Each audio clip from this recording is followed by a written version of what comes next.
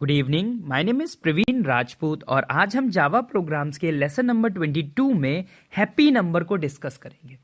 सबसे पहले जानेंगे हैप्पी नंबर होता क्या है, हैप्पी नंबर का लॉजिक क्या है, उस लॉजिक को किस तरीके से इंप्लीमेंट करेंगे प्रोग्राम में, एंड देन हम प्रॉपर प्रोग्राम देख के कंपाइलेशन भी सीखेंगे। तो चलिए शुरू करते हैं।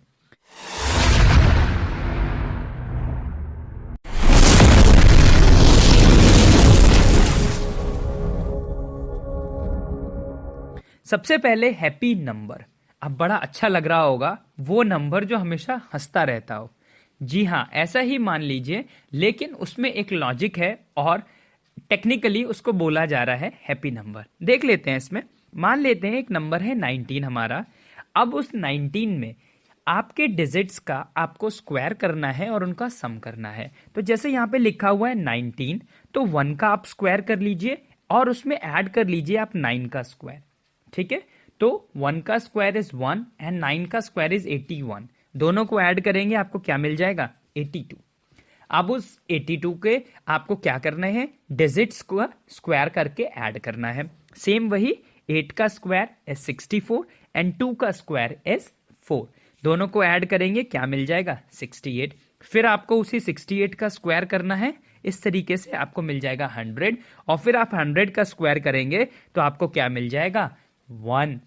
इस प्रोसेस से अगर आपको किसी भी नंबर का रिजल्ट 1 मिल जाता है तो आप बोलेंगे कि this is a happy number.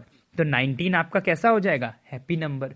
और वहीं पे ही डायरेक्टली अगर किसी में 4 आ जाता है तो आप कह सकते हैं कि वो कैसा है, अनहैप्पी नंबर। बात समझ में आ रही है। और अगर यहां पे लिखा हुआ है और it's loop endlessly in a cycle that does not include 1, that means अब ना तो आपका 1 आ रहा है ना 4 आ रहा है, और ये वाले जो आप देख रहे थे ना, ये जो चेन थी एक लूप टाइप की, ये कंटिन्यूएशन फॉर्म में चलती चली जा रही है, तो हम उसको भी बोलेंगे कि वो हमारा कैसा है, हैप्पी नंबर। तो चलिए इसमें देखते हैं। ये रहा हमारा सिंपल 1 पेज प्रोग्राम। इसको आप बहुत ध्यान से देख लीजिए, वीडियो को पॉज करके समझ लीजिए, बाद में फिर मुझे देखिए किस तरीके से मैं इसमें कंपाइलेशन करा रहा हूं। मैंने पहले इसलिए आपको देखने के लिए बोला है बिकॉज आप लेसन नंबर 22 कर रहे हैं। लेसन नंबर 22 मींस अब आपको काफी हद तक काफी सारी चीजें आ गई होंगी। आपको पता होगा किस तरीके से आप यूजर डिफाइंड प्रोग्राम बनाते हैं, क्योंकि अब हमारे जितने भी प्रोग्राम्स हैं वो कैसे हैं, यूजर डिफाइंड। तो आप करेंगे क्या, देखिए उसमें कौन सी चीज कहां पे इनिशियलाइज हो रही है, उसको कितनी वैल्यू दी जा रही है, कौन कौन से वेरिएबल्स हैं, कौन से ऑपरेटर्स हैं, कौन से फंक्शंस हैं, मेन फंक्शन कैसे बनाया जाता है, क्लास कैसे बनाया जाता है, हर एक चीज। ठीक है, एंड देन उसके बाद में आप इस वीडियो को कंटिन्यू करिए। यहां पे देख लीजिए, आपको सबसे पहले मैंने क्या लिख के देके रखा हुआ है, स्कैनर। ये क्या होता है, ये है हमारी प्री डिफाइंड लाइब्रेरी, जिसमें अगर हमें ये स्कैनर फंक्शन यूज करना है तो हमें इस तरीके से सिंटेक्स लिख के इंपोर्ट java.util.scanner ये वाली क्लास को यहाँ पे हम इंपोर्ट करवाते हैं। ठीक है, आगे बढ़ते हैं। अब आपको पता है क्लास, हमारे क्लास में, हमारे जावा में हमेशा सबसे पहले क्लास बनाई जाती है और उस क्लास का एक नाम लिखा जाता है। तो CLASS ये तो मैंडेट है, आपको एज इट इज लिखना है। यहां पे आप देख सकते हैं मैंने लिखा हुआ हैप्पी नंबर।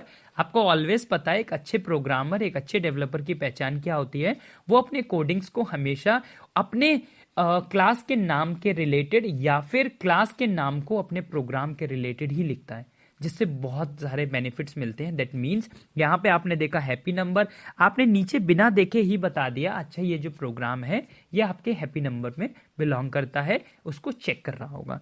आगे देखते हैं मेन फंक्शन। मेन फंक्शन की आपको पहचान पता है, यहाँ पे लिखा हुआ है मेन, MAIN। इस तरीके से public static void main string ए, ये आपका प्रॉपर होगा। आगे देख लेते हैं, यहां पे मैंने इनिशियलाइज करवाया है, डेटा टाइप है integer, i j num temp sum is equals to 0। इतने सारे यहां पे क्या हो रहा है, एक नंबर, ये आप देख रहे हैं 3 लाइंस लिखी हुई है, स्कैनर वाली, सिस्टम वाली और नम वाली। ये 3 लाइनें हमें तब लिखनी पड़ती हैं जब हम यूजर के थ्रू एक वैल्यू को यहां पे कॉल करवाते हैं। आप देख लीजिए, ये है एंटर एनी नंबर।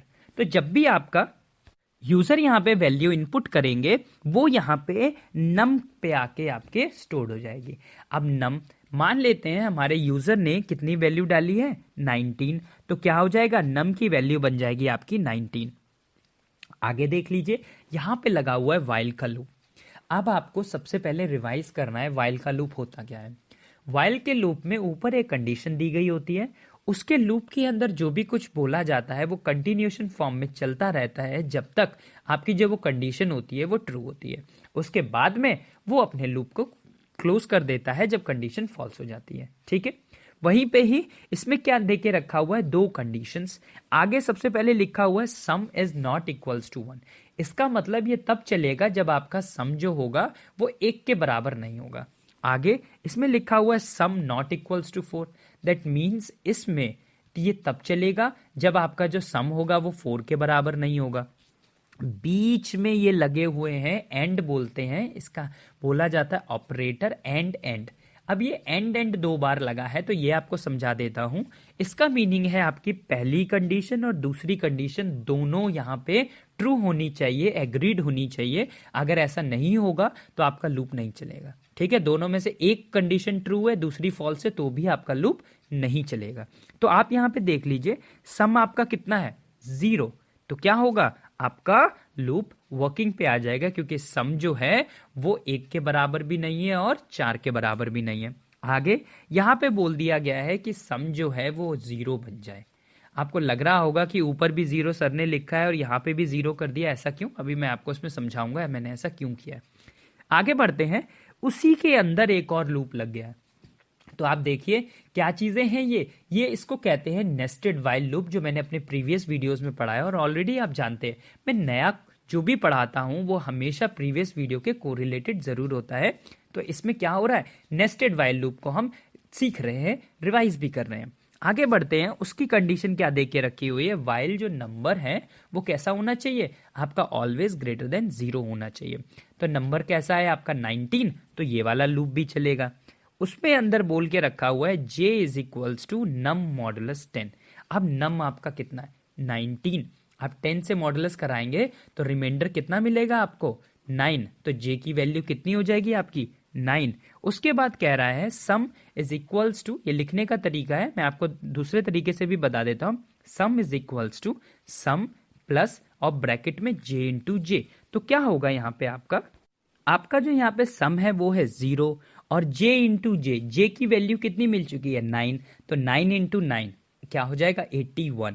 तो 0 प्लस 81, तो आपके जो नया सम है उसकी वैल्यू बन जाएगी 81। आगे बढ़ते हैं, कह रहा है जो आपका नम है वो डिवाइड बाय हो जाए 10 से, तो नम कितना था आपका 19, 10 से डिवाइड हो जाएगा तो 1.9 और नम को हमने कैसा ले रखा है डेटा टाइप इंटीजर, तो रह जाएगा 1। ठीक है, अब वो 1 रह जाएगा, क्या बोल के रखा हुआ यहाँ पे आप देख लीजिए, जो नम है आपका वो कैसा होना चाहिए ग्रेटर देन 0 है, ग्रेटर देन 0 फिर से यहाँ पे आ जाएगा और क्या बोल के रखा हुआ है j is equals to num modulus 10। अब 1 10 से मॉडुलस होगा तो रिमाइंडर आपको 1 मिलेगा, तो j की वैल्यू कितनी हो जाएगी 1। यहाँ पे वही सेम चीज j इंटू जे यानी कि 1 इंटू 1 और सम अभी तक कितना बन चुका था 81, तो 81 प्लस 1 इज 82। तो अब आपके सम की वैल्यू कितनी हो गई 82। उसके बाद कह रहा है नंबर जो है वो आपका कैसा हो जाए, फिर से डिवाइड हो जाए 10 से, तो 1 डिवाइड होगा तो क्या बन जाएगा 0.1 और डेटा टाइप कैसा है इंटीजर, तो क्या वैल्यू हो जाएगी आपकी 0। तो अब आपकी जब 0 हो जाएगी तो ये जो अंदर वाला वाइल का लूप है ये हो जाएगा फॉल्स कंडीशन। उसके बाद में यहाँ पे लिखा हुआ है जो भी आपका सम था वो नम बन जाए। ये मैं आपको बता देता हूं, हमेशा जब भी आपको ऐसा मिले ये 2 वेरिएबल्स और आपस में इक्वल लिखा हुआ बीच में, तो आप समझ जाइएगा राइट साइड वाले की वैल्यू को लेफ्ट साइड वाले को गिफ्ट की जा रही है। दैट मीन्स सम भी आपका इस समय हो गया 82 और नम की वैल्यू भी हो गई आपकी 82। क्लियर है आपको? अब क्या होगा यहां पे आप देखेंगे ये वापस अपने ऊपर वाले वाइल लूप में जाएगा। अब वाइल लूप को चेक किया जाएगा क्या कंडीशन ट्रू है। इस समय आप देखेंगे आपका यहां पे कहा जा रहा है जो सम है वो ना तो 1 होना चाहिए और ना ही 4 होना चाहिए। तो क्या चीज है, सम है कितना 82, कंडीशन ट्रू है। उसके बाद में नेक्स्ट लाइन में लिखा हुआ सम इज इक्वल्स टू 0, तो सम को फोर्सफुली 82 से क्या बना दिया गया है 0। अब बात समझ में है यहाँ क्या, ये एक लॉजिक में ये चीज इंक्लूड है इसलिए इसको किया जा रहा है। तो क्या हो जाएगा आपका सम को वापस बना दिया गया 0, लेकिन अभी भी नम आपका कैसा है 82। Very good. आगे बढ़ते हैं, यहां पे आ जाएगा आपका while num is greater than 0, तो नम कितना बन चुका है 82। फिर क्या होगा, उसके बाद में आपके 82 को मॉडुलस कराया जाएगा 10 से। जब 10 से मॉडुलस कराया जाएगा तो रिमाइंडर में क्या बचेगा 2, यहाँ पे क्या आ जाएगा 2 इंटू 2, ठीक है। तो 0 प्लस 2 इंटू 2 यानी कि 4, तो सम की वैल्यू कितनी हो गई है 4। आगे बढ़ते हैं, अब 82 को 10 से डिवाइड करेंगे, इसका मतलब 8.2, तो नम कितना रह गया 8। ऊपर जाएगा, फिर से यहाँ पे आपका क्या हो जाएगा, ग्रेटर वाला सिंबल है, क्योंकि आपका नम जो है वो 8 है और वो 0 से बड़ा है। तो यहाँ पे कहा जा रहा है आप उसका फिर से मॉडुलस करा दीजिए, कितना बचेगा 8। तो जे की वैल्यू कितनी हो जाएगी 8, जे इंटू जे, 8 8 जा 64, वेरी गुड। तो वो हो जाएगा 64, और सम की वैल्यू कितनी थी 4। तो इस वाले स्टेप में क्या हो जाएगा 64 प्लस 4 इज 68, और उसके बाद में क्या होगा, आपके नंबर को 10 से डिवाइड किया जाएगा, तब हो जाएगा 0.8, यानी कि नम की कंडीशन कैसी हो जाएगी, फिर से फॉल्स। फिर क्या होगा, कहा जा रहा है जो भी आपका सम है वो कैसा बन जाए आपका नम, यानी कि सम कितना हो चुका है इस समय आपका 68, तो वो क्या बन जाएगा नम। अब आपको कुछ सिमिलर लग रहा होगा, यहाँ पे देख लीजिए, पहले 19 को किया था तो वो 82 बन रहा था, फिर 82 को किया तो 68, सिमिलरली फिर 68 करेंगे 100, और फिर 100 का क्या बन जाएगा एक टाइम आके यहाँ पे हो जाएगा 1। तो उस समय आपके सम की वैल्यू हो जाएगी 1, और जैसे ही ऊपर जाएगा तो क्या होने वाला है, आपकी कंडीशन कैसी हो जाए, क्योंकि कह रहा है यार ना तो 1 होना चाहिए ना 4, लेकिन यहाँ पे क्या है 1 हो गया है, तो ऊपर वाला वाइल का लूप बंद। जब उसकी कंडीशन फॉल्स हो गई, वो बंद हो गया, तो आगे क्या कह के रखा हुआ है यहाँ पे आपको, if sum is equals to 0। अब डबल इक्वल का क्या मीनिंग होता है, कंपैरिजन किया जाता है। तो सम आपका कितना आया 1, और यहाँ पे क्या बोल के रखा हुआ है, अगर वो 1 के बराबर हो जाए तो प्रिंट हो जाए हैप्पी नंबर। तो आप यहाँ पे देख पाएंगे, एंटर एनी नंबर, यूजर ने डाला 19 और आउटपुट में क्या आ गया हैप्पी नंबर। इस तरीके से आपका ये पूरा प्रोग्राम चला। मैंने एक एग्जाम्पल लिया, आप ऐसे बहुत सारे एग्जाम्पल ले सकते हैं, 2 डिजिट 5 डिजिट 10 डिजिट जितना मर्जी आप ले सकते हैं वहां पे। इसको ट्राई करिए, प्रैक्टिस करिए। कोई भी प्रॉब्लम होती है आप मुझसे कमेंट सेक्शन में पूछिए। जितने ज्यादा आप क्वेश्चन पूछेंगे उतने ज्यादा अच्छे से आपको चीजें समझ में आएंगी।